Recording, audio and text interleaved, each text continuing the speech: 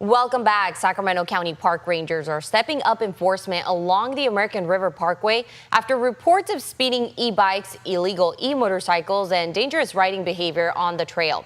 The effort comes as new county rules give rangers more authority to address safety concerns and also protect the parkway. Joining us is Ranger George Sikas to explain what riders and families need to know. First of all, I want to start in general. What are the rules when it comes to e-bikes on the American River Parkway? Right, so we allowed two classes of e-bikes, class 1s and 2s. Classes 3 is not allowed on the parkway. How can you know the difference between each one? So you have to do your research a little bit. There is some new regulation right now that says every e-bike has to have a sticker or label affixed to the bike indicating what class it is. And what are the major problems that rangers are seeing often on the American River Parkway? So a few different things. One is dogs off leash, bikes off trail, and a lot of it is speed. That speed travels between e-bikes and regular cyclists.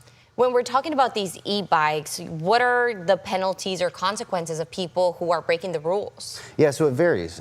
Depends on what the violation is. It can range anywhere between a citation to jail time, depending on what that rider does when we're trying to make an enforcement stop. And a lot of people worry about the speed of these e-bikes. You know, what is the speed limit when it comes to the trails? So it's 15 miles an hour. That speed limit is for everybody, whether it's a regular cyclist or if they're on a class 1 or class 2 e-bike. And I know you guys are ramping up enforcement. What does this mean?